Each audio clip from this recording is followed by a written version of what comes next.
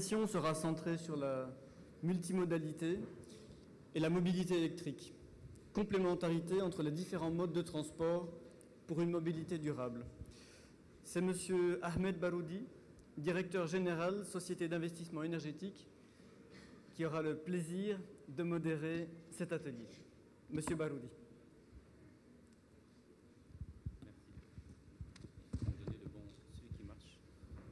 Merci bien.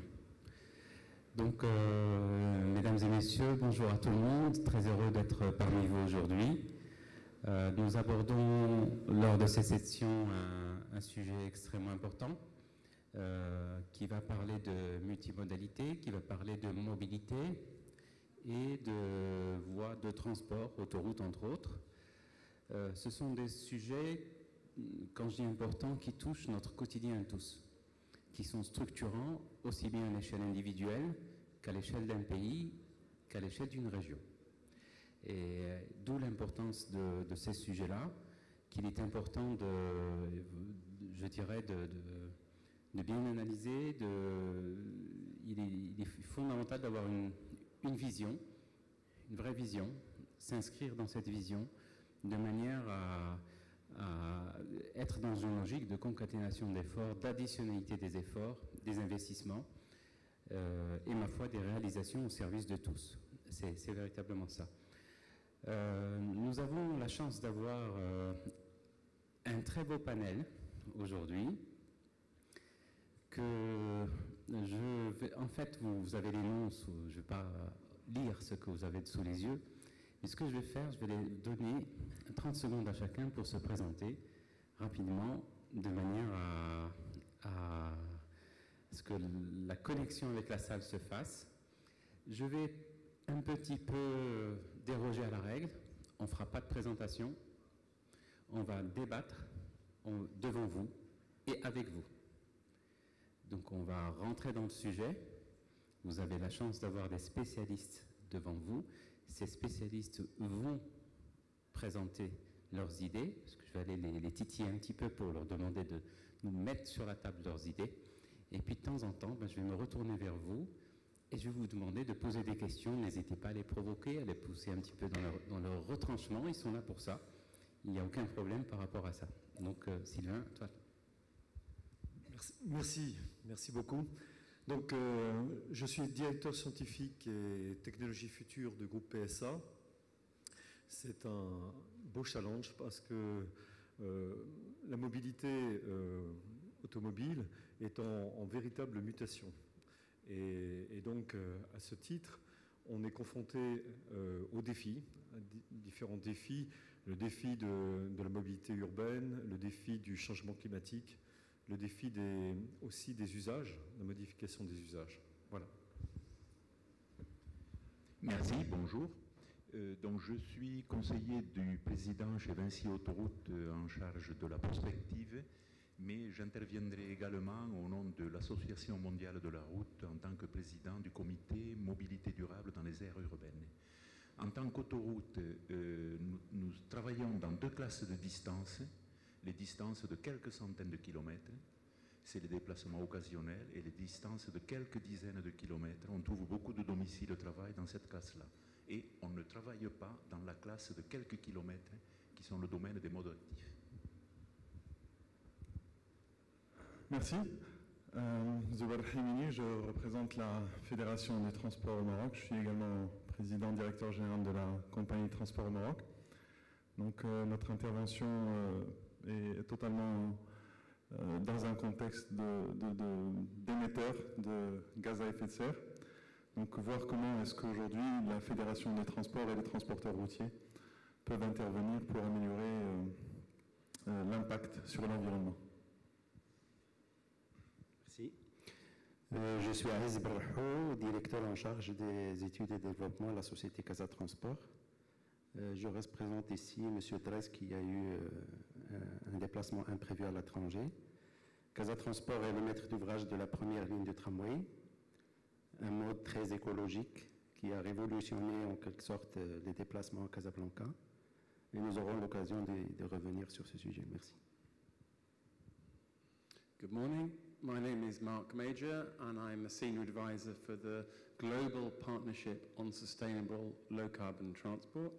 We're a partnership which brings together 90 organizations, governments, banks, companies, researchers, NGOs, and we lobby for the positioning of sustainable transport in the global development processes. So in the UN Sustainable Cities programs, in the UNFCCC, in the climate framework, and last year we did a lot of work on the Sustainable Development Agenda 2030, which resulted in a specific target, 11.2, on access for all to sustainable, affordable transport.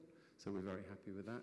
So we're working globally to position the contribution of sustainable transport in global development processes. Thank you. Je m'appelle Hamid Jabbar, je suis directeur de pôle infrastructure logistique à la Société nationale des transports et de la logistique. Donc nous sommes aussi émetteurs, comme a dit Sir Himni, mais aussi on va voir à travers ce débat comment nous comptons améliorer cette situation et contribuer à la réduction de ces effets de serre qui sont aujourd'hui engendrés par le transport routier de marchandises au Maroc. Messieurs, merci, merci beaucoup. Deux mots pour Marc. Donc Marc, you are allowed to speak in English with no problem, but everybody will speak in French to make everybody comfortable with all the exchanges that we will have. I know that you understand very well French, so we proceed like that. Thank you. Très bien. Alors, avant de commencer, je voudrais qu'on se mette d'accord sur un certain nombre de thèmes, de sujets, plutôt de définition, qu'on partage les mêmes bases de discussion et de raisonnement. On parle de multimodalité. Qu'est-ce que c'est la multimodalité? Quelle relation y a-t-il entre la multimodalité et les autoroutes? Ici, quelque part, cet événement est organisé à l'initiative de Autoroutes du Maroc, donc relation avec les autoroutes, avec les usagers, qu'on comprenne bien le concept et qu'on partage les hypothèses de raisonnement entre nous. Donc ça, je vais demander à Sylvain Lano, si je peux me permettre, je vais vous mettre toute sa contribution. Donc je vais demander à Sylvain Lano de bien vouloir nous expliquer, en tout cas nous donner une première définition de ces éléments-là.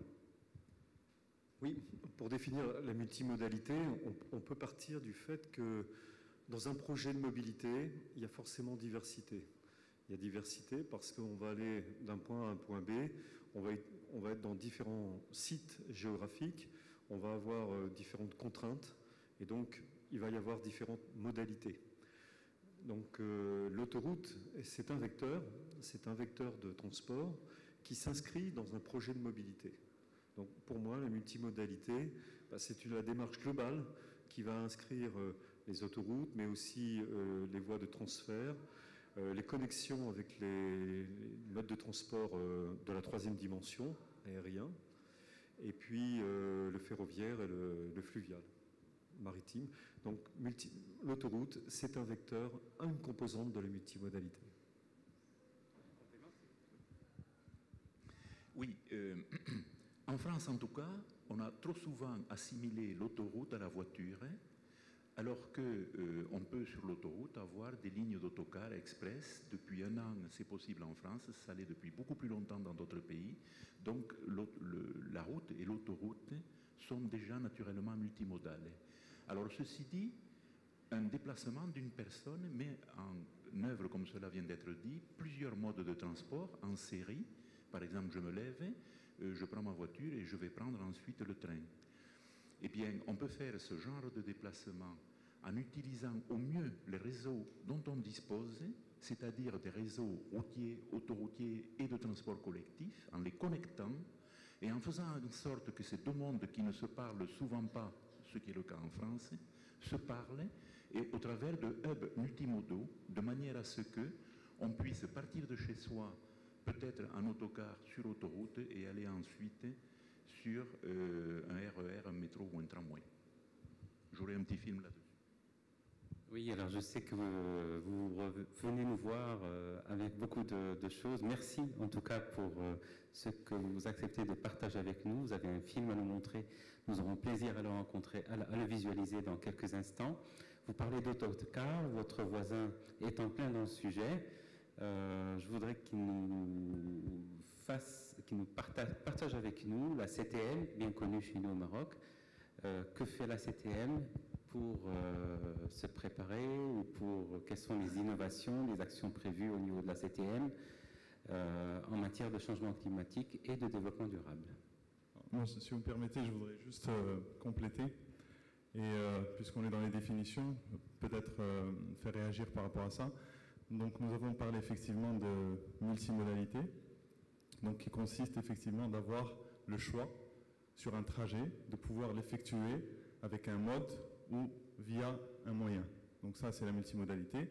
Ensuite, nous parlons aussi d'intermodalité, et ce à quoi monsieur vient de faire référence, c'est effectivement la possibilité, sur un trajet, de pouvoir l'effectuer en enchaînant un certain nombre de moyens de transport. Et la virtuosité, ce qu'on essaie aujourd'hui de trouver, l'équilibre, l'équation à laquelle nous sommes amenés tous à répondre aujourd'hui dans cette question de mobilité durable, c'est de voir comment est-ce qu'on peut enchaîner ces modes pour une coordination qui ait le moins d'impact sur l'environnement. Donc c'est, je pense, l'exercice auquel les États sont amenés à répondre dans l'avenir. Donc pour revenir au cas de la CTM, effectivement, nous sommes transporteurs de passagers et de marchandises par route. Nous avons clairement un impact. Aujourd'hui, nous estimons déjà que notre impact est moins important que celui de véhicules individuels, parce qu'effectivement, nous offrons une possibilité de massification, et je pense que là aussi, c'est un terme qui va souvent revenir, la massification dans l'utilisation des infrastructures. Lorsque nous avons massification, nous avons réduction d'impact, et nous pensons aujourd'hui que les bus permettent en effet d'atténuer l'effet sur l'environnement par rapport à un véhicule qui peut avoir un faible taux d'occupation. Donc ensuite, lorsqu'on parle d'un bus en tant que tel, il y a aujourd'hui beaucoup d'avancées technologiques, beaucoup d'avancées qui font qu'aujourd'hui les bus sont de moins en moins polluants et qu'avec un certain nombre d'actions, nous pouvons encore améliorer cet impact. Je pense qu'on y reviendra au fur et à mesure. Je confirme les innovations technologiques qui sont légion aujourd'hui en matière de réduction d'émissions, ou en tout cas de réduction de la pollution pour les autobus. Massification, je comprends par là, excusez-moi, moi j'aime bien comprendre, c'est quand on vous ramène le calcul de l'émission CO2 à la personne, c'est bien ça? Effectivement, généralement l'impact est mesuré par passager par kilomètre. C'est ça. Merci. Sibarho, vous représentez une belle institution dans notre capitale économique, Casa Transport. Donc, parlez-nous un peu de votre modèle, parce que le modèle Casa Transport interpelle beaucoup de villes dans notre pays. C'est assez innovant. Vous avez beaucoup travaillé avec vos homologues de Rabat pour lancer tout ça. C'est un succès aujourd'hui, donc on vous en félicite. Quelques mots sur Casa Transport, sur l'originalité de Casa Transport par rapport à nos sujets d'aujourd'hui en matière de mobilité. Merci. En fait, juste en restant sur ce sujet d'intermodalité, Casa Transport l'applique au niveau local. Aujourd'hui, en construisant cette première ligne de tramway d'une longueur de 31 km, on a édifié ce qu'on appelle des pôles d'échange, 5 pôles d'échange avec les bus. Malheureusement, aujourd'hui, ils ne sont pas encore exploités. C'est lié à un autre sujet de contrat du délégataire bus. Mais l'idée était là de créer cette intermodalité avec les autres différents modes de transport à Casablanca. Il y a eu aussi l'édification de ce qu'on appelle les parkings relais, permettant aux usagers des voitures particulières à proximité d'une ligne de tramway de laisser leur voiture et d'accéder au centre-ville ou autres infrastructures par le biais du tramway. Donc tout ça, c'est un peu le thème de notre session aujourd'hui, converge un peu vers cette notion d'intermodalité qui exige, ça c'est un autre sujet par la suite, l'intégration tarifaire. Mais là, on est au détail vraiment de l'intermodalité. Pour ce qui est de Casa Transport, c'est ce qu'on appelle aujourd'hui comme modèle une société de développement local, où les autorités, enfin la commune de Casablanca détient aujourd'hui presque 60% du capital de Casa Transport. La création de Casa Transport en 2009 a été suite à la signature d'une convention de financement de la première ligne de tramway de l'ordre de quelques 6,4 milliards de dirhams. Les actionnaires à l'époque, c'était l'État à travers le ministère de Finances et le ministère de l'Intérieur, le fonds Hassan II, la commune, la région et quelques institutionnels. 4 milliards de dirhams étaient apportés en fonds propres pour financer cette première ligne de tramway et 2 milliards, c'était des emprunts. Ceci pour vous donner une idée sur le modèle de Casa Transport. Aujourd'hui, Casa Transport est devenu l'acteur de la mobilité à Casablanca suite à la signature d'une deuxième convention qui est beaucoup plus ambitieuse que la première. Aujourd'hui, on a un carnet de commandes de quelques 16 milliards de dirhams, 2015-2022, justement pour réaliser quelques 80 km de ce qu'on appelle le réseau de transport en commun en site propre, notamment 3 lignes de tramway et 2 lignes de bus à haut niveau de service. Et toujours dans cette optique de réseau de multimodalité et d'intercommunalité. Merci beaucoup. Marc qui nous fait vraiment le plaisir d'être avec nous, qui prend très souvent l'avion, extrêmement l'avion, presque tu y habites en ce moment, est un des coordonnateurs de l'association qui s'appelle SLOCAT au niveau mondial, qui a vocation à préparer, à coordonner les COP. Ça fait quelques COP que SLOCAT travaille, coordonne les différentes thématiques, enfin les différents sujets dans la thématique transport. Donc, Marc, tu es là pour observer un petit peu, voir un petit peu ce que fait le Maroc en préparation de la COP22. Par rapport au sujet que nous avons évoqué pas plus tard qu'hier dans nos réunions, tu as un joli panel de ce qui est autour de toi, là, de ce qui est présent au Maroc, au niveau des autocars, au niveau des tramways, le rail, d'ONCF, qui va prendre la parole juste après. Donc là, par rapport à ça, quelles sont tes attentes en matière d'information et pour faire un retour ou pour en matière de préparation par rapport à la COP22, quelles sont tes attentes quant aux inputs marocains? Thank you. I think there's two aspects of this. There's the short term, where we're trying to make specific progress in the COP here in Marrakesh in November. And this involves taking advantage of the particular interests of the incoming presidency. So Morocco will be taking over the presidency of the UNFCCC process for 12 months. So it's not just about Marrakesh, it's about the 12 months that follow and the interests of Morocco in this process. So they're clearly interested, we heard this morning this very interesting discussion of adaptation. Adaptation is often very weak in the transport debate, so I was very interested in the discussion this morning. We've heard very clearly that Morocco is interested in a COP which is good for women, good for Africa as well. So these dimensions we're trying to build into our planning and to take advantage of this political interest. Each government has a political interest in a political direction, and take advantage of this, find links between the political priorities of Morocco, how to move forward this contribution of transport in tackling climate change, and weave these things together through high-level events during the COP, bringing people together, discussing topics, signing agreements, planning new initiatives, but also a longer-term perspective. I mean, we're not going to transform the transport sector in the next years. It's a generational process for the transformation. And it's not just about climate. I don't know any city in the world who is acting on transport just for climate reasons. There's a strong social dimension, economic dimension. I've seen the projects of the tramway in Rabat and in Casablanca. These are clearly social, economic projects. So it's about air quality, it's about equality, roads, it's about safety. There's a whole range of benefits. So we can't make one transformation for climate and then another transformation for road safety or for air quality. We need to integrate these things.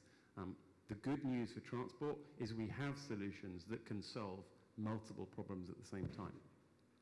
So that's a part of our role as well, is not just to focus only on the climate aspects, but to weave in these very important social, economic and environmental aspects. Thank you. Merci Marc. Donc la SNTL, bien connue, là nous sommes au cœur de la logistique. Donc, on connaît bien les locaux de la SNTL devant lesquels nous passons régulièrement en nous dirigeant depuis Rabat vers Casablanca, ou en quittant Casablanca vers Rabat. Et je sais que la SNTL n'est pas de reste quant à je dirais sa contribution par rapport au développement durable, par rapport au changement climatique. Et donc, Steve Naouda, présentez-nous un petit peu 2 mots sur la SNTL, la mission, parce que je ne suis pas certain que tout le monde connaisse la mission précise de la SNTL déjà. Et ma foi, qu'est-ce que vous faites pour le changement climatique? En quoi vous vous préparez? Et je sais que vous faites plein de choses. Merci, Sebarodé. Donc c'est Hamid Jbar, directeur de pôle infrastructure logistique. Je représente Sibnaouda qui a eu un empêchement pour participer aujourd'hui à ce panel. Donc la Société nationale des transports et de la logistique, je vais schématiser un petit peu les secteurs d'activité sur lesquels elle intervient aujourd'hui et par la suite les mesures qu'il compte faire sur la partie développement durable.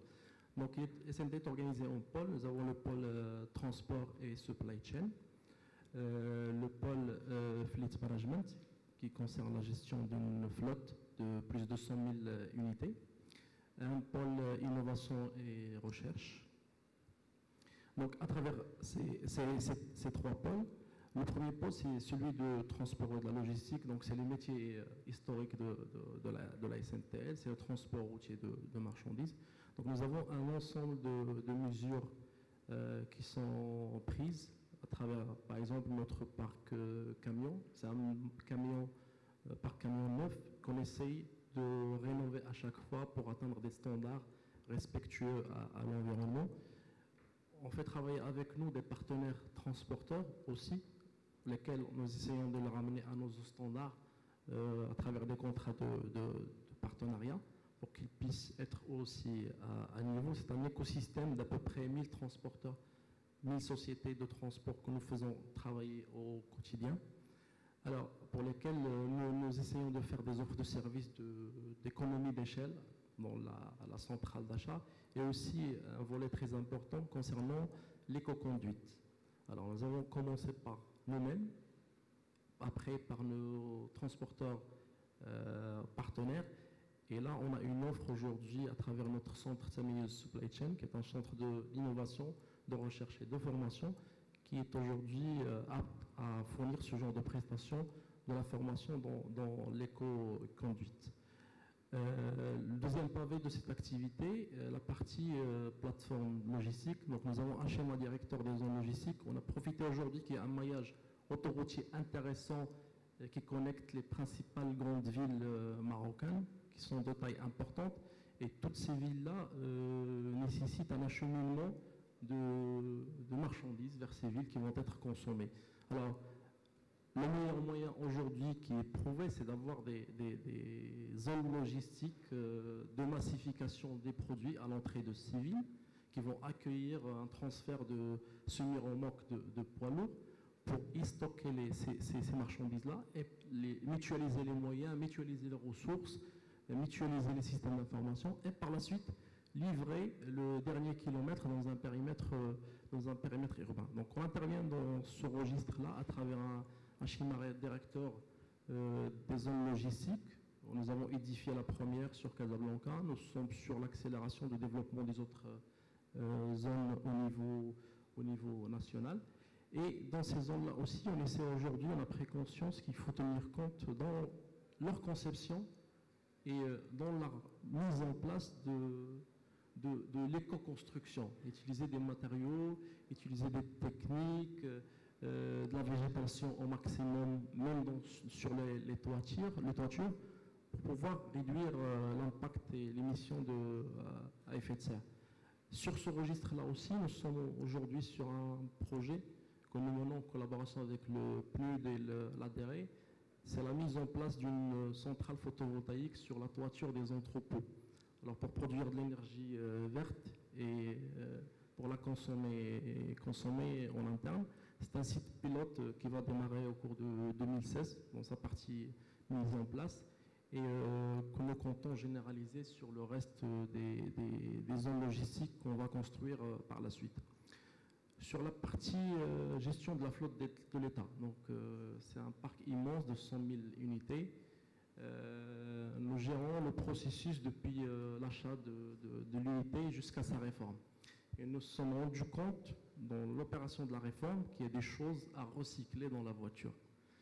Donc nous sommes sur un projet de recyclage des différentes composantes que nous gérons dans cette chaîne de valeur automotive, que ce soit les huiles usagées qu'il faut recycler, que ce soit les différentes composantes des voitures, les batteries, les pneumatiques qu'il faut recycler, et les différentes composantes électroniques à réutiliser par la suite.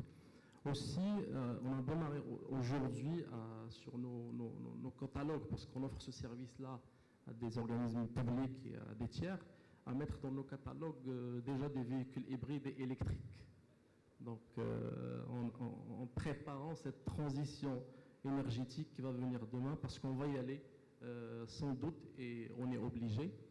Donc, aujourd'hui, on sert des produits qui existent sur le marché, mais nous avons aussi des actions. Nous sommes en train de subventionner des recherches sur la mobilité électrique pour que demain, il y aura des prototypes peut-être marocains qui vont circuler sur le marché. Merci beaucoup. Vous avez anticipé une de mes questions sur la partie mobilité électrique, parce qu'effectivement, vous êtes particulièrement bien placé pour implémenter ces technologies de peu ou pas du tout émettrices. Quand même une question, vous avez une flotte de camions vraiment importante. Les fuels, les biofuels low emissions fuel, est-ce que vous travaillez avec ça? Vous envisagez de le faire ou pas? Alors, nous avons cette année signé le pacte qualitaire avec la Fondation Mohamed VI pour la protection de l'environnement. Et sur ce pacte-là, il y a des engagements drastiques qu'il faut satisfaire. Et parmi eux, c'est les émissions de gaz à effet de serre générées par la flotte de nos camions. Comme je dit, on essaye de les renouveler. Par exemple, aujourd'hui, ils sont à un standard Euro 3, on va les passer à un standard Euro 5, qui est un niveau évolutif des camions qui permet de réduire les émissions d'effet de serre. Nous allons essayer de les équiper par un ordinateur embarqué qui est vraiment un outil de tracking et qui permet au chauffeur d'avoir sur chaque action qu'il fait sur la route quelle est la quantité de CO2 qui est générée, et avec des alertes pour pouvoir réduire sa vitesse ou réduire les actions qui sont émettrices de CO2. Aussi, nous essayons de faire ça, comme j'ai dit, avec nos partenaires. Notre flotte, elle est de 100 camions. Ce n'est pas énorme, mais au quotidien, on fait travailler presque 1000 camions. Donc l'impact, c'est d'avoir l'impact sur l'écosystème. Et nous, on sert de modèle qui va être suivi par la suite par les autres sociétés sur le marché. Très bien, merci pour ces précisions. Tout de suite, je me retourne vers la salle. Est-ce que déjà vous avez des premières questions, des premières interrogations avant d'aller plus loin dans le débat? Madame, s'il vous plaît, je vous en prie, un micro. On ne vous entend pas, Présentez-vous, s'il vous plaît. Oui, Khadija Bourara, chargée de mission auprès du directeur général de l'ONCF. Ce qui m'interpelle, c'est l'absence de de l'opérateur ferroviaire dans ce panel. On parle de multimodalité, de complémentarité, on parle de massification, on parle de choix de mode de transport, on a parlé de mobilité électrique, on parle de beaucoup de choses. Je pense que l'opérateur ferroviaire, c'est intéressant d'entendre ce qu'il a à dire. C'est une problématique qui nous tient énormément à cœur. Je suis aussi... j'espère qu'il y a des décideurs politiques dans la salle parce que cette multimodalité et la complémentarité, justement, pour pouvoir profiter de toutes les possibilités qui sont données par l'intermodalité, obéissent ou sont normalement, on va dire, soutenus par les décisions politiques, les décisions d'investissement, parce que les soucis qui sont liés aujourd'hui au changement climatique à la COP, il y a le développement humain, il y a la rationalisation des investissements. Et dans ça, je pense que tenir compte du mode ferroviaire aussi comme une composante essentielle, notamment pour le Maroc et pour l'Afrique, parce que sinon on va aller vers une forte motorisation, on parle de véhicules électriques, mais bon, c'est pas pour demain pour nous. Donc c'est important. Voilà ce qui m'interpelle. Merci. Écoutez, madame, on partage tous votre opinion ici, rassurez-vous. Moi, ce que je voudrais vous proposer, venez avec nous maintenant. Vous allez participer au débat. J'ai mon collègue, le directeur de la stratégie qui est là et qui connaît très bien tous les projets et qui peut très bien vous en parler. Il est mieux placé que moi pour en parler. Vous voyez, il y a une chaise pour l'ONCF. Vous êtes le bienvenu. Vous faites en effet partie intégrante du schéma marocain, du schéma national en matière de mobilité. Le rail, ça me manquait, je suis complètement d'accord. Et je suis très heureux de vous avoir. Et donc, ce qui vient d'être brillamment résumé, vous avez 2 minutes, s'il vous plaît, pour nous donner les points saillants de l'action qui est menée par l'ONCF. Bonjour, tout d'abord, pour compléter le tableau, j'aimerais partager avec vous quelques indicateurs concernant l'ONCF, quelques grandeurs macroéconomiques. En fait, les chemins de fer au Maroc, c'est 2110 km. En termes d'investissement, nous avons réalisé un programme de 34 milliards de dirhams au cours de ces 5 dernières années, ce qui nous a permis en quelque sorte, de transporter l'équivalent de 7 fois la population marocaine et 200 millions de tonnes de marchandises.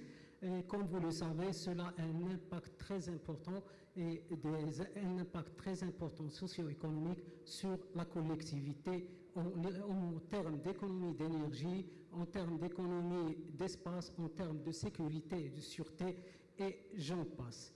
Ça, c'est important. En termes d'intermodalité, il faut dire que nous avons opté pour un certain nombre de projets structurants. Je citerai 2 exemples significatifs. Le premier, c'est le développement des gares ferroviaires comme épine dorsale d'intermodalité. Aujourd'hui, les gares ferroviaires ne sont plus considérées comme un point de transit des voyageurs, mais plutôt comme un centre, multiservice, multifonctionnel, un pôle d'échange, là où il y a l'attractivité et la complémentarité avec les différents modes de transport. Et je cite le cas de la gare de Casa Voyageurs, le cas de Marrakech, ce sont des bijoux aujourd'hui et ce sont des repères. Un autre exemple, et je s'arrête à ce niveau, c'est la complémentarité rail-route à travers notre filiale Supratour. Là où s'arrête le train, Supratour continue avec les autocars et ceci est dû, à la configuration actuelle de notre réseau qui ne permet pas de desservir et faire bénéficier les citoyens et la collectivité des atouts indéniables du mode ferroviaire. Sans compter la ligne grande vitesse que vous avez initiée en tant que grand projet national et qui va permettre de désenclaver des régions, vu la programmation que vous avez, puisque vous allez être un peu décalé et vous allez bientôt répondre à cette question si mes informations sont correctes. Donc vous voyez, madame, on est parfaitement au courant de ce que vous faites et vous êtes loin d'être oubliée. Très bien, donc je voudrais, moi qui ai peut-être encore une question... Très bien. Je dirais que le décor est posé. Je voudrais qu'on parle un peu de mobilité, pas encore.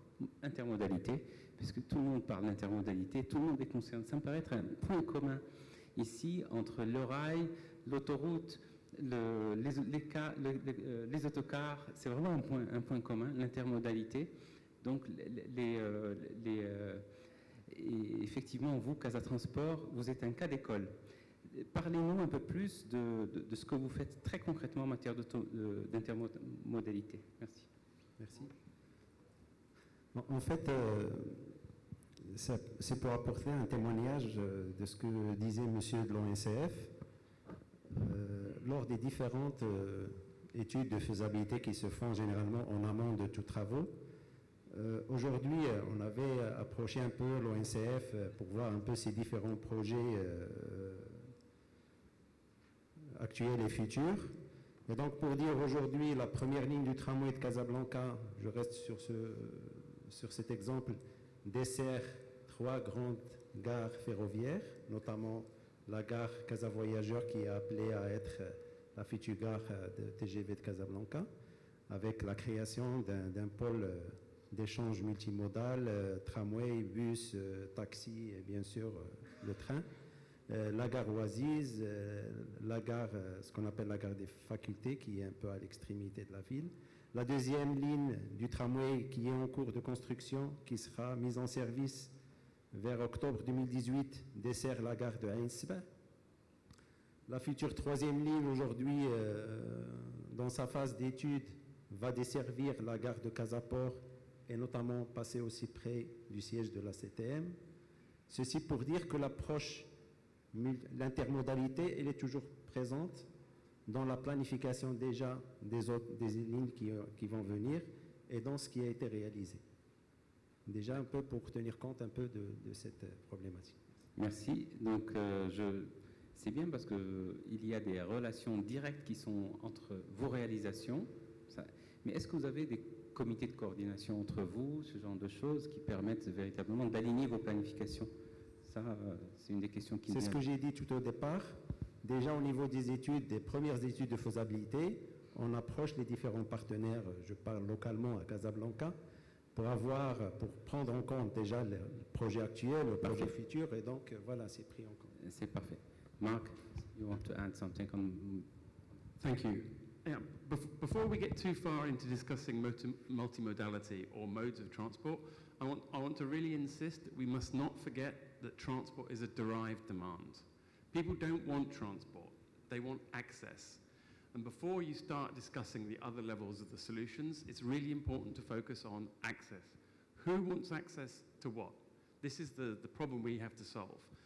And this is fundamental. There's increasingly forms of digital access, so I very rarely go to my bank anymore. I very rarely go to the travel agent. I very rarely go to a library. There's other forms of access now, but we must start with understanding that people want access, and this is a crucial part of the problem. I also want to say that I had the experience, I was in Oxford a few months ago, and I had the chance to catch a fast modern bus into town, or an old slow bus. And I took the old slow bus because it had free Wi-Fi. So I wasn't particularly in a hurry, but this gave me 20, 30 minutes to take care of a few administrative things that I need to do on my way into town. So this comes back to what the colleague from the rail was saying about these interchanges. They're places of service. So if while I'm changing trains, I can pick up my dry cleaning or purchase something that I need for this evening, this is additional services. And I think we should really think a lot about service, what service we're providing to who. I see multi-billion-dollar transport projects, and no one asks, who are we providing access to what? Who are the customers for this? What access are we giving them? On va détailler ce point-là. On va détailler ce point-là. Je pense que vous voulez prendre relais par rapport à ces questions-là. À vous la parole. Voyez si ça marche. Sinon, je vous donne mon micro. Oui, sur l'accès au travail, ce que nous avons remarqué, c'est que dans toutes les villes d'une certaine taille, bien sûr des villes comme Paris, mais aussi des villes comme Toulouse, 450 000 habitants, ou Montpellier ou Bordeaux, nous avons remarqué que le comportement de la population qui habite à 20, 30, 40, 50 km de la ville-centre a changé en 40 ans. Il y a 40 ans, quand on habitait à 20 ou 30 km de ces villes-là, on travaillait juste à côté. Et maintenant, la moitié de ces gens-là vont travailler vers le centre. C'est le phénomène de métropolisation qui va bien au-delà de l'étalement urbain. L'étalement urbain concerne, mettons, une dizaine de kilomètres autour des villes-centres. L'aire urbaine, le bassin d'emploi de toutes ces villes, il va à 40-50 km. Et donc on a des déplacements domicile-travail, l'accès au travail, l'accès aux études qui font 30-40 km. Et le vrai problème, c'est d'adresser ces déplacements-là, parce que ce sont ces déplacements-là qui encombrent tous les réseaux de transport aux heures de pointe. Il faut partir des besoins de nos concitoyens et répondre à ces besoins. Et on ne pourra concurrencer la voiture pour ces gens-là que si on leur offre un niveau de service en vitesse commerciale, en facilité dans les hubs et les parcs relais, de passer d'un mode à l'autre, qui sont de qualité. Donc je crois que vous avez oui, je vous propose un petit film sur un démonstrateur. C'est le bon moment de le passer, au niveau de la régie, s'il vous plaît.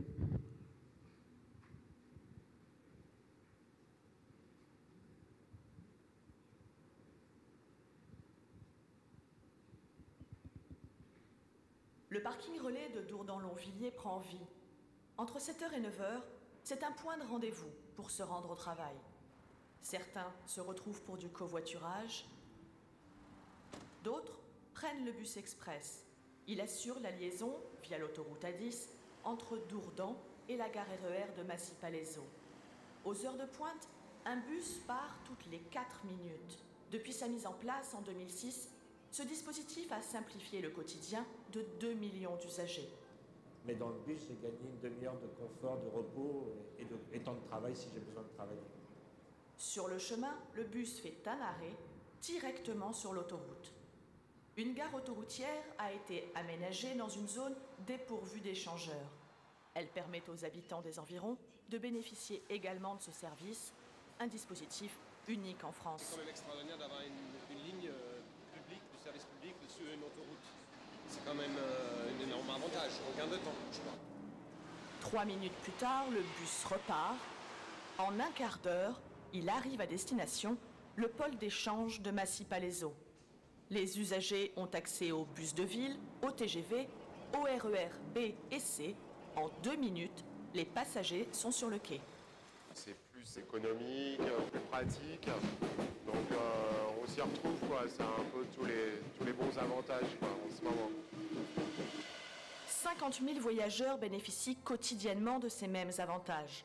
Sur le modèle de cette ligne et celui de la 14 qui relie Mantes-la-Jolie à la Défense, une douzaine de corridors pourraient irriguer l'ensemble de l'Île-de-France.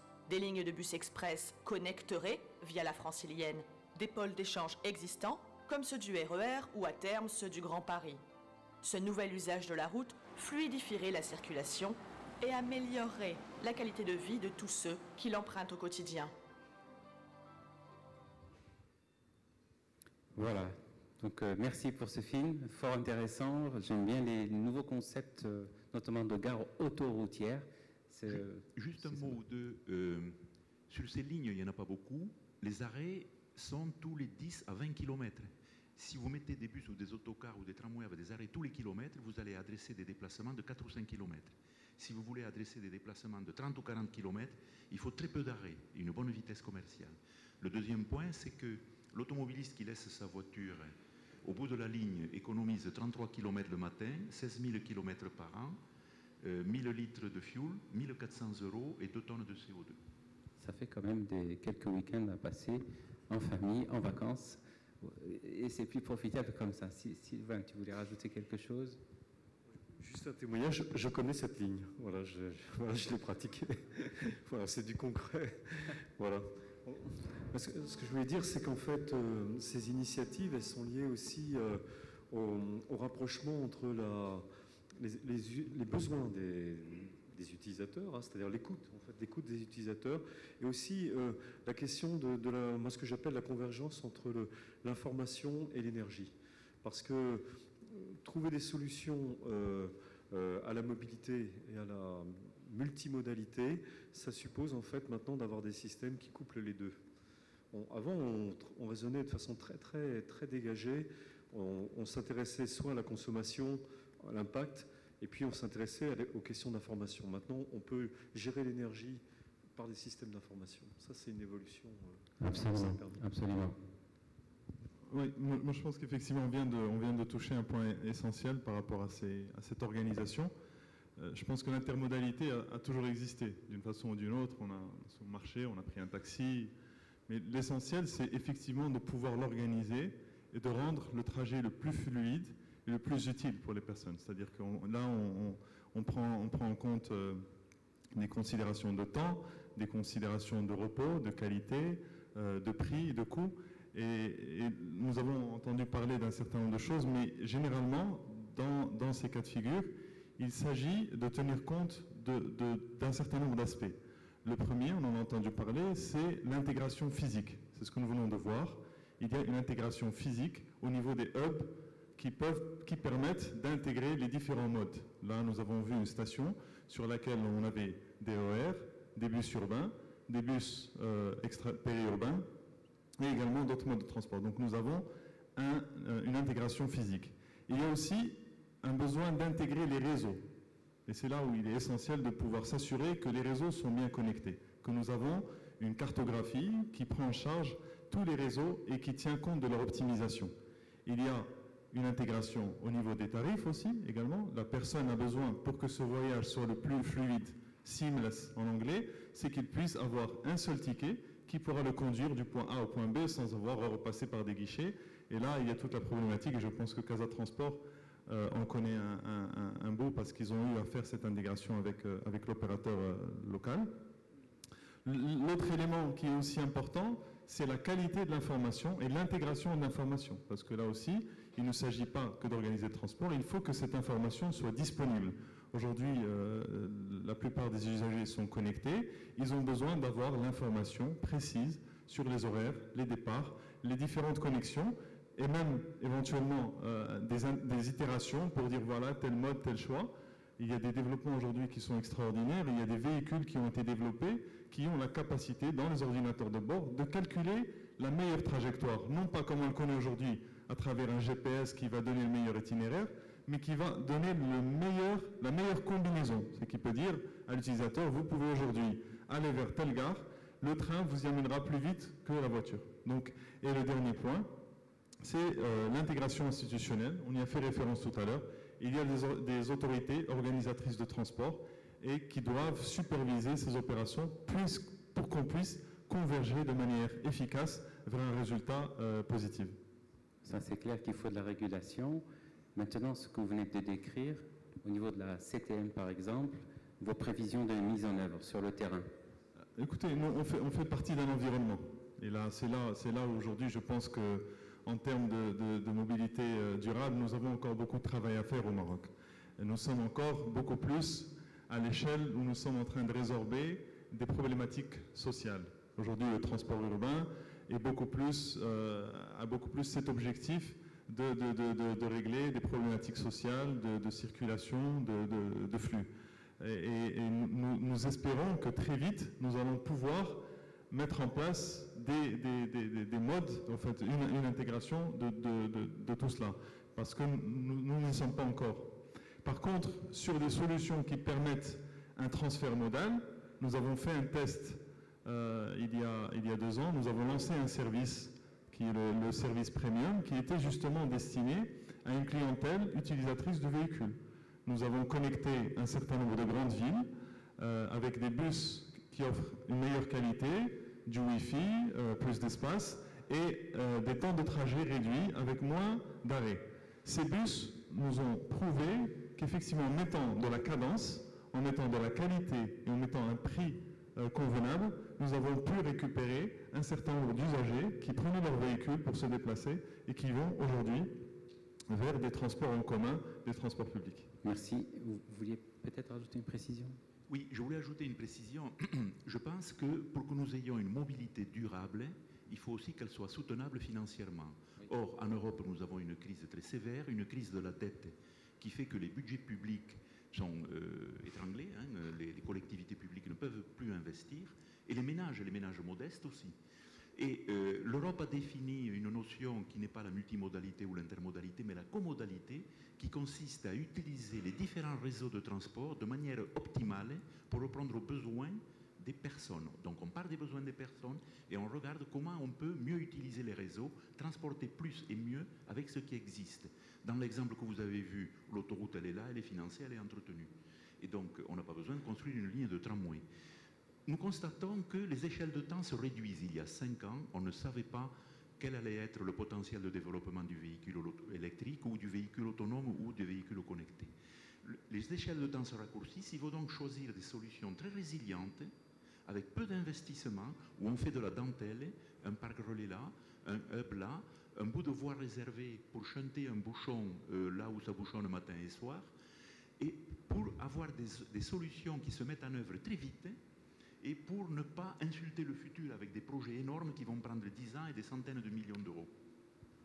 Alors, très vite, Sylvain, si tu permets, parce que je voudrais m'adresser et me retourner à nouveau vers la salle. C'est important. C'est juste un petit commentaire, c'est de dire que là, on est dans une approche frugale, en fait. Hein, c'est l'approche, on pourrait dire frugale ou incrémentale, oui. De faire avec ce qui existe. Alors, il y a une initiative en région parisienne, justement, très, très proche. C'est l'Institut VDCOM, qui est un institut sur le véhicule décarboné communicant. Et là, par exemple, il y a une étude actuellement pour relier le centre de Versailles à une zone d'activité qui s'appelle Satori, pour réutiliser, alors c'est vraiment dans cet exemple-là, réutiliser une voie de chemin de fer pour en faire une zone avec des navettes automatiques. C'est-à-dire, en fait, voilà, c'est l'approche frugale. Ok, donc là, on a beaucoup parlé. Une petite. Ouais. Alors, juste, j'aimerais partager avec vous le fait que la durabilité de la mobilité, la solution réside en fait dans le développement du transport en commun en site propre. Et comme vous le savez, ce sont des projets structurants, mais malheureusement capitalistiques, d'où l'intérêt de la créativité et de l'innovation de recherche des moyens de financement viables pour pouvoir réaliser ces projets dans les meilleures conditions. On est bien d'accord, on est bien d'accord. La salle, est-ce que vous avez, s'il vous plaît, un micro?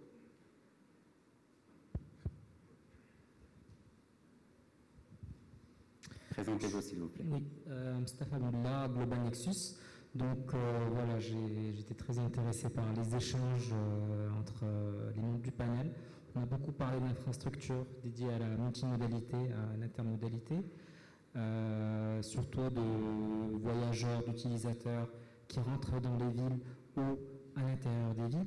Maintenant, pour moi, ce qui manque aujourd'hui, ce dont on n'a pas vraiment discuté, c'est au sein des villes, essayer d'utiliser pour les petits trajets des modes de transport doux.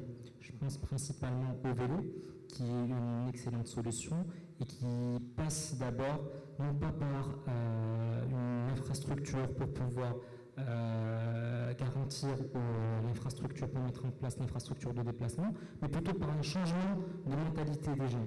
Si je prends l'exemple du Maroc, la majorité des gens, pour faire un petit déplacement, ont tendance à prendre leur voiture. Quand je compare ça, par exemple, à ce qui se passe en Europe, les gens commencent à se distancer de plus en plus de leur voiture pour utiliser le vélo, marcher, etc. Donc pour moi, on a encore un travail très important à faire sur les mentalités des gens pour pouvoir les pousser à utiliser ces modes de transport. Bien sûr, il y a le côté sécurité des routes, etc., qu'il faut traiter, mais il y a un côté culturel très important, en tous les cas au niveau du Maroc, pour pouvoir faire ce qui se passe à Amsterdam, où on voit les grands parkings de vélos à l'arrivée des gares, où les gens ne se posent même pas la question, ils arrivent à la gare, ils prennent leur vélo, ils vont travailler, puis ils redéposent leur Entièrement d'accord. En Europe, il y a quand même un réseau de voies cyclables qui est quand même bien développé dans pas mal de villes. Allez, en Allemagne, par exemple, c'est légion, c'est véritablement légion. Et donc là, on a un effort à faire au niveau de nos municipalités. C'est quelque chose qu'on essaiera de relayer vers nos maires, vers nos responsables de différentes municipalités. Effectivement, ce serait salutaire pour tout le monde que d'assurer ça, cette sécurité-là. Donc, des questions, s'il vous plaît, par rapport à ce que nos panélistes ont dit. Est-ce que pour vous tout est clair? Et on passe à la suite, s'il vous plaît, monsieur. Une question, s'il vous plaît, c'est une question. Voilà. Moi, je voudrais savoir, je posais une question sur la tarification. Est-ce que ça peut être un frein Khalid El-Azdi, LP2E. Je voudrais savoir si la tarification choisie, la politique de tarification peut être un frein contre l'utilisation des transports en public, parce que la finalité de l'intermodalité, c'est offrir un besoin et donc l'utilisateur puisse utiliser ces moyens de transport. Les villes qui ont réussi cette intermodalité sont des villes dans lesquelles il y a une intégration des prix, mais il y a également des prix très encourageants qui fait que le transport en public, c'est presque une mutuelle dans laquelle tout le monde cotise. La deuxième question, c'est l'intermodalité régionale. On a beaucoup parlé de l'autoroute transmaghrébine, au niveau des différents moyens de communication, les autoroutes, les rails, etc. Est-ce qu'il y a des réflexions dans ce sens pour justement intégrer la région de l'Afrique de l'Ouest? Merci. Merci. Donc il y a deux questions, tarification et intermodalité régionale. Tarification, Marc, tu vas apporter une précision? Tiens. Merci. I'd like to make a link between the question about cycling in cities and the question of pricing. And I'm not convinced so much about this need to change mental attitudes to cycling or walking or any other modes. People talk a lot about this changing people's mentality and culture, but I think people make rational choices. So if you take the case of Copenhagen, which is famous for 68% commuting by bike, they're not cycling in Copenhagen, which, by the way, is very, very, very cold in winter. They're not cycling because it's green or healthy. They're cycling because it's the easiest way for them to get there. There's been a whole series of public decisions about infrastructure, about road prioritization, about parking policy, about pricing policy, which means that if you're making a short trip in Copenhagen, the easiest thing for you to do, the cheapest thing, is to take the bike. It's not some kind of a... Two questions here. Right. And it comes back to this. All these projects that we've heard about, all these investments in new solutions, you need to compare the new solution and the cost of the new solution with the alternative. And the speed and the cost or the alternative is largely determined by public policy. And so if you have a public policy in Morocco, which means that users pay a price which reflects the marginal social cost, so the cost of air pollution or the cost of climate change or the cost of public space, is reflected in the price the user pays. Then you have a situation where not only your service is better, but it's cheaper compared to the alternative. And I think public policy is really important here. And I guess that lots of the projects we're hearing about here will succeed or fail, not because of their individual efforts, but because of the broader prioritization, policy, pricing, subsidies, policy. Yeah, so I think it's not about mentality. People make rational choices. Please, excuse me if I stop you because we don't have that much time and I want the answers of these questions. Qui répond à la tarification, s'il vous plaît? Comme vous voulez. Allez-y. Juste pour apporter... Vous en avez l'expérience. Vous, c'est fait justement à Casablanca. Moi, je rejoins ce qu'a dit monsieur tout à l'heure, surtout à l'échelle d'une ville ou un peu plus loin. Toute intermodalité est liée à une intégration tarifaire. Ceci pour que l'usager, en se déplaçant d'un point A à un point B, n'a pas à chaque fois à payer pour chaque mode de transport. Donc c'est vrai que la tarification, ce n'est pas un frein en soi-même, mais c'est une aide à une décision de prendre un mode par rapport à un autre. Au niveau de Casa Transport, en réalisant le système billettique du tramway lui-même, de la première ligne de tramway, on était parti sur un système qui est interfaçable qui serait éventuellement interfaçable avec d'autres modes de transport. On a eu la première expérience avec Mdinabus, qui s'est équipé à travers une subvention de l'État avec justement un système billettique pour avoir une intégration tarifaire avec le tramway. Et c'est posé, comme disait monsieur tout à l'heure, il y a un problème institutionnel. Il y a une compensation derrière, il y a une répartition des différentes recettes. Tout ça, c'est à mettre en œuvre.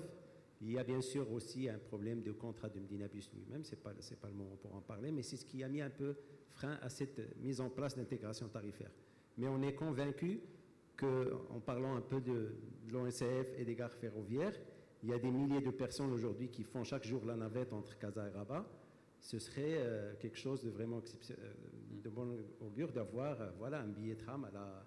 Oui, moi je considère que, d'une manière générale, tous les services que vous adressez n'existent que parce qu'il y a des citoyens qui ont besoin de les utiliser. Donc, ces problématiques que vous citez sont réelles. C'est de vrais freins ou de vrais problèmes. Mais le citoyen n'en a que faire. Le citoyen, il veut des réponses. Il veut même pas une réponse, il veut une solution.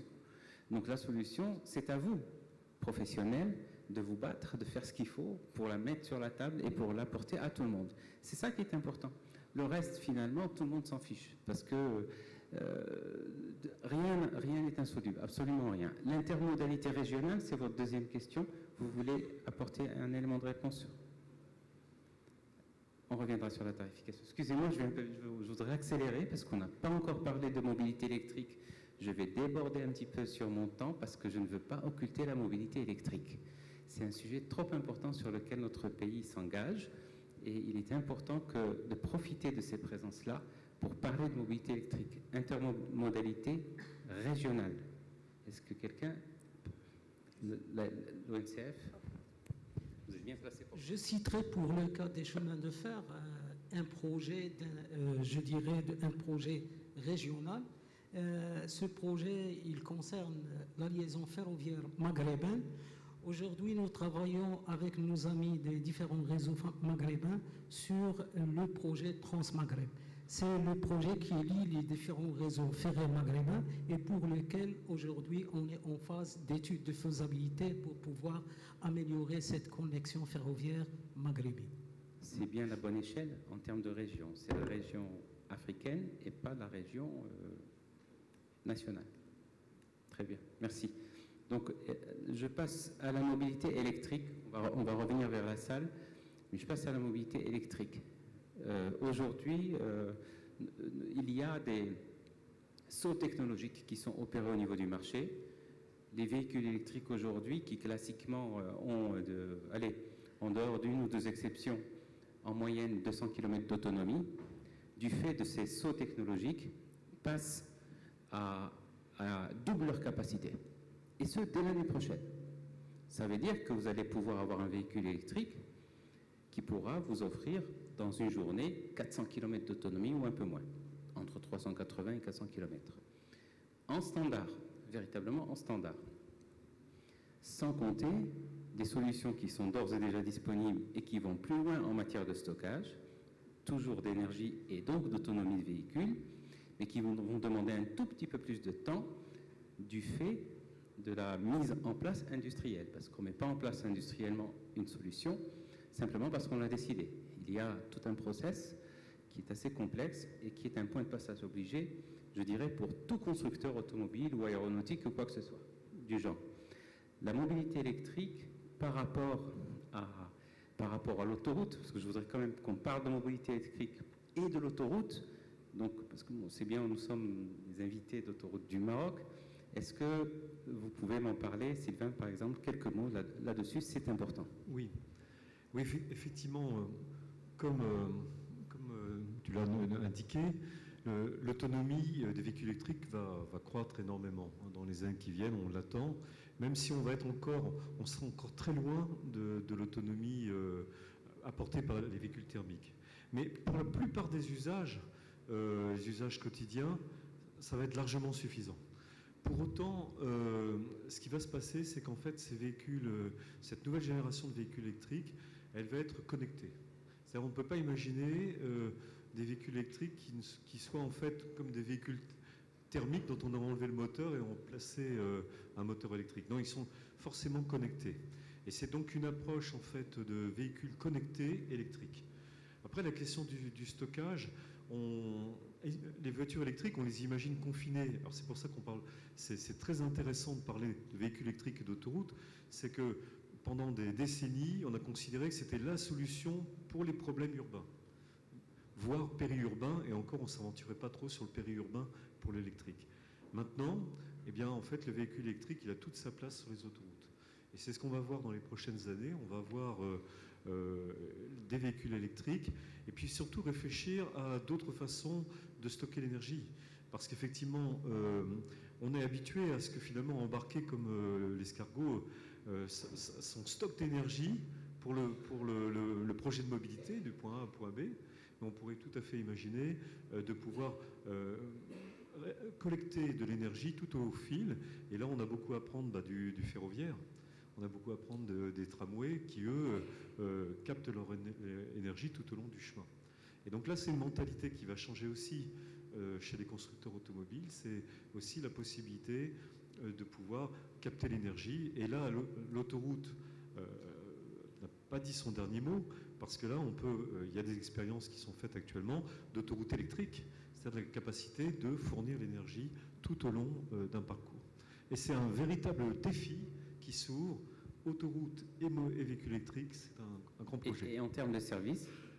En termes de services, le véhicule électrique, d'abord, il apporte beaucoup plus de simplicité d'usage et de maintenance.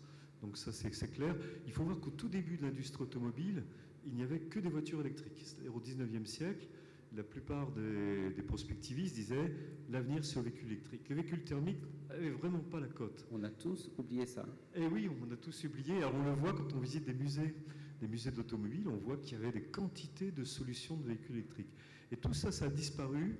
C'est-à-dire le véhicule électrique a disparu typiquement au début du XXe siècle parce que grâce à l'aviation, les moteurs thermiques se sont fiabilisés et ils ont remporté grâce à l'autonomie. Maintenant, le véhicule électrique revient et c'est tout à fait logique. D'accord. Donc,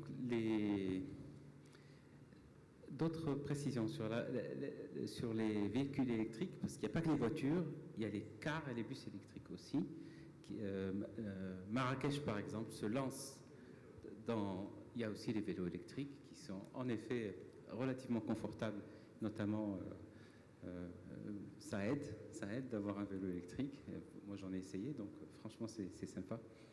Mais Marrakech se lance dans une expérimentation, une première au Maroc, pour mettre en place une solution de mobilité urbaine à la disposition des citoyens sur la base de véhicules, de bus électriques. Est-ce que c'est quelque chose qui un jour est envisageable à la CTM ou pas, par exemple? Je ne sais pas. Je dis peut-être n'importe quoi. Hein. Prenez-moi. Non, c'est un sujet qui nous intéresse fortement. Malheureusement, aujourd'hui, la technologie n'est pas capable de nous donner des véhicules qui peuvent faire de grandes distances, des autocars. Il y a, je pense, une ou deux solutions qui existent, mais lorsque nous les avons challengées par rapport à notre fonctionnement quotidien, il s'avère qu'il est très difficile de pouvoir les opérer. Ce sont des bus qui ont atteint une autonomie de 250 km, mais qui ont besoin d'un temps de recharge très important. Et vu qu'aujourd'hui, nous, notre business model est fait de telle sorte à ce que les bus tournent au maximum. C'est-à-dire qu'un bus, il faut réduire au maximum son temps d'arrêt. Et là, nous n'avons pas encore de solution. Par contre, effectivement, ce qui se fait sur le transport urbain est complètement prometteur. Nous avons vu en Europe des lignes aujourd'hui 100% électriques, notamment en Suède, où les bus sont 100% électriques. Et je pense que la technologie, comme vous l'avez précisé, ne tardera pas à nous donner des solutions. Nous sommes vraiment en attente de ces solutions. Juste pour bien comprendre, demain vous avez un car électrique qui a 250 ou 300 km d'autonomie, mais vous avez une solution pour assurer vos rotations, vous achetez? Oui, aujourd'hui nous cherchons cette... maintenant, bon, il y a toujours la pérennité, il faut toujours voir la partie économique de la solution. Mais aujourd'hui, nous sommes confiants qu'il y a un certain nombre d'apports qui feront que nous allons retrouver une certaine rentabilité. Mais nous sommes à la recherche de ces solutions.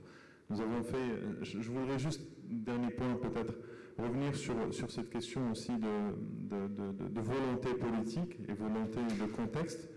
C'est pour ça que quand vous m'avez posé la question plus tôt par rapport à ce qui se fait sur l'intermodalité en ce qui nous concerne, aujourd'hui, il est très important de concevoir ce que nous disons aujourd'hui, la mobilité durable, dans le cadre d'une volonté politique. Parce qu'effectivement, beaucoup des choix que nous allons faire ne sont pas des choix qui sont forcément économiquement viables. Mais par contre, ils ont un impact sur l'environnement qui est certain. Et il est important qu'à un moment ou un autre, il y ait un certain nombre d'aides, d'encouragements qui permettent de lancer les opérateurs vers ces choix-là. Nous avons été confrontés, la CTM a lancé cette année et l'année d'avant, donc des véhicules en Euro 5. Ils sont sur le marché. Nous cherchons à mettre en place des véhicules en Euro 6, mais à chaque fois, c'est un coût supplémentaire qui est supporté par la compagnie.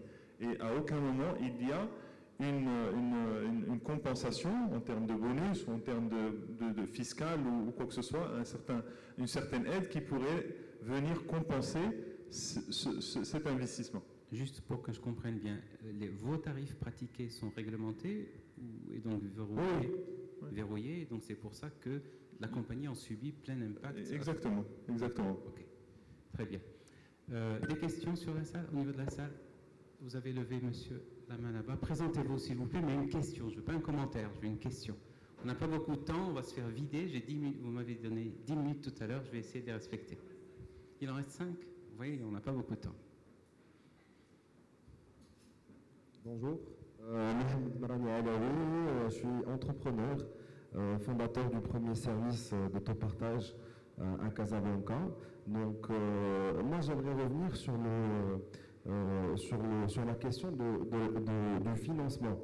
Nous inspirons tous des modèles qui fonctionnent à l'étranger et nous faisons notre mieux de les tester dans notre pays, que ce soit Casablanca ou dans des villes où ce genre de business model peuvent émerger. Mais malheureusement, on voit qu'il y a beaucoup de volonté, mais concrètement, il y a une absence de programme, que ce soit du côté des partenaires institutionnels ou des partenaires financiers qui vont venir apporter leur aide pour que ce genre de projet puisse émerger. Donc j'aimerais m'inspirer de l'expérience des panélistes et pour avoir une idée du type de financement qui sont à la portée des entrepreneurs, et ensuite les programmes que les institutionnels mettent en place pour accompagner ce genre d'initiative.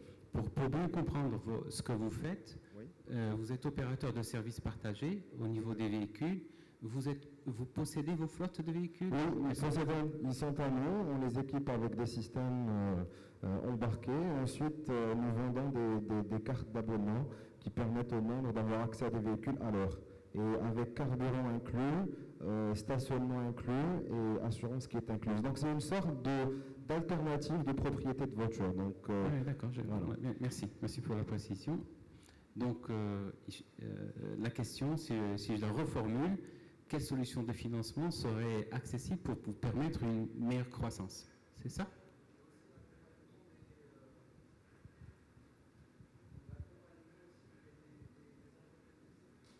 L'accompagnement des entreprises, il me semble. Par exemple, vous avez cité le véhicule électrique. Alors nous avons